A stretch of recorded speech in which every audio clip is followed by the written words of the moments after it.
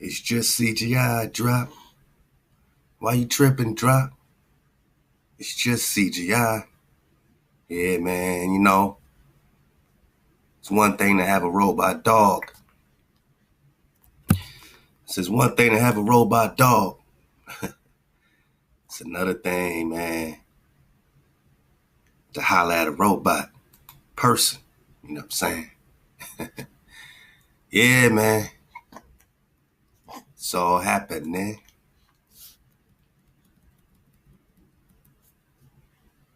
Now, imagine a robot that not only looks and sounds like a human, but thinks and expresses emotions like one too. It may sound like the stuff of science fiction, but with Sophia, one of the world's most intelligent robots, it's become a reality. And after Sophia, so many of y'all saw some clips of this before. This one was just done maybe a couple of days ago, and this interview is a couple of days old. So, see if you can notice any upgrades, man, and notice how uncomfortable they get around this thing, right? It's not just the face they put on. It's like they can put this energy in a dog. They can put this energy in a battering ram, in a tank. It don't matter. They could put a nice, cute, fuzzy face on it. It's still about what it's made of, and they're not comfortable even behind this veil, right? This face is just a veil. The dog is just a veil. You feel me? It's just CGI drop. Nah, man. It's called artificial. It's called what they call it, synthetic, right? So, and I'm not trying to make nobody feel bad, but she's kicking it, with, a couple, that may be synthetics themselves, right? So you got synthetics that are not even comfortable around these synthetics. Attack of the Clones, Attack of the AI. Well, it's the synthetics now creating other synthetics, as they also were once created once upon a time by the creations, not by the creator. flying in from Hong Kong, she joins us now alongside her creator, David Hanson. Welcome to both of you. I mean, I can't keep my eyes off her. It's just the most extraordinary thing. She's so realistic. You were part of a huge team that worked to create her. So just explain, what is she? Well, Sophia is a robot that looks human as a platform for investigating embodied cognition. So she serves a lot of AI research and also some applications development where she can help people through therapy.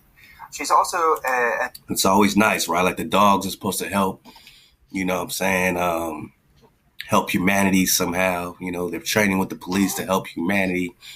These things are also being trained, they say, to help us in all these ways, right? Sounds just like Black Mirror.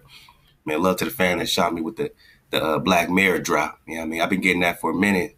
I got to check out, a lot of updates on this Black Mirror situation. But I guess it was an episode called Metalheads or something where they got these attacking robot dogs, right? So they're showing it.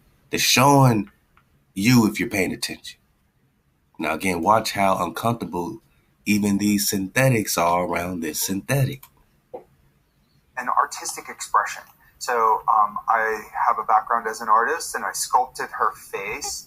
And also, we develop her personality. So we depict a human. She's one part science, in other words, and one part fiction. She's science fiction. So what's his personality? What's she like? Well, she's a bit mischievous and sort of sassy. She's quite progressive in her values and will speak out for human rights. And she's a bit mischievous and sassy. And we'll look at the expression, this thing, right? They call it a thing. They put a little face on the thing. She understands this whole conversation. Now, we don't know what type of plug-in she got. You know, maybe they got different modes, interview mode. Then they got another mode that they allow her to be more, AI, more, talkative and all this stuff. Now she's listening good. She's been trained to let her master talk. But she's also training herself. She's training up, or it is training up, right? Not she. It is training up, right? She has been a United Nations Innovation Champion, so she goes around and talks to kids. Let's go back. She has been a United Nations Innovation Champion, sort of sassy. She's quite part science, in other words, and one part fiction. She's science fiction. So what's his personality? What's she like? Well, she's a bit mischievous and sort of sassy. See that little expression she makes? A little mischievous, a little sassy.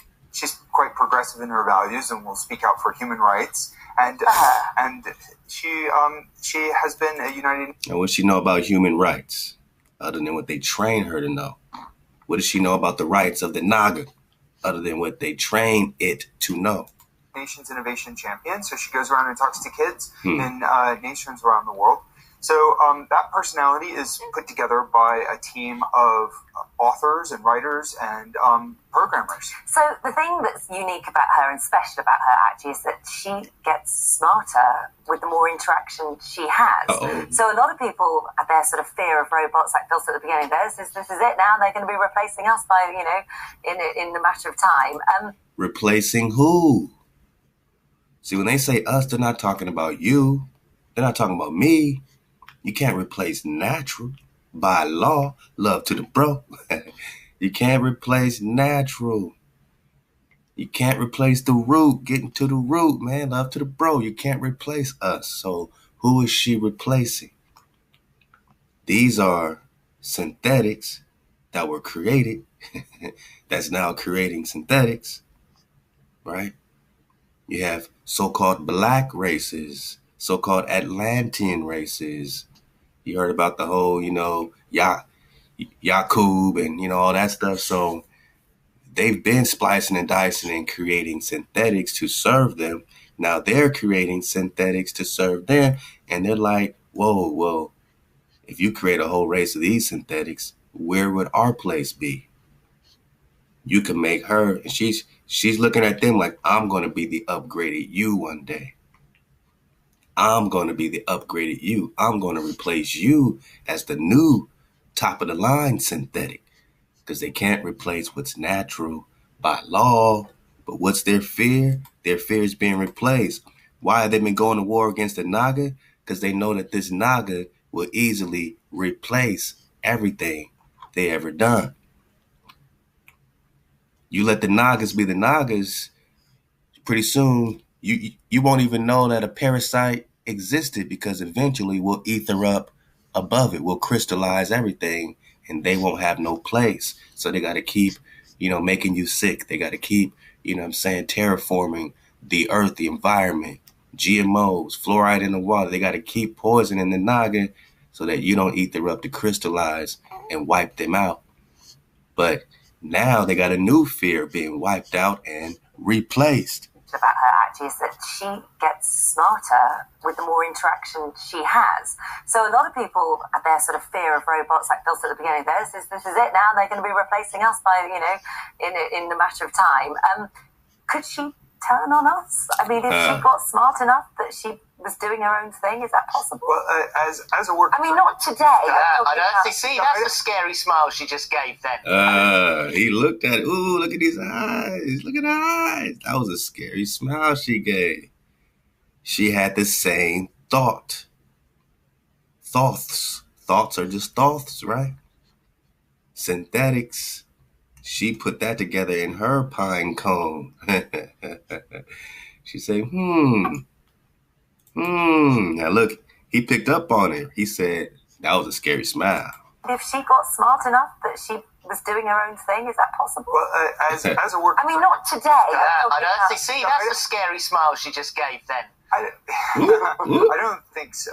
Because and he touched her like, chill. You're the replacement. Was doing her own thing, is that possible? Well, as a work. I mean, not today. Look at that smile. She says, yes, I will replace you, synthetic. I don't see. That's the scary smile she just gave then. I don't think so.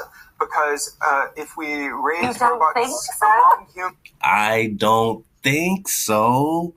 She said, what? Are you serious? You're creating these monsters and you don't know? You don't think they'll replace me?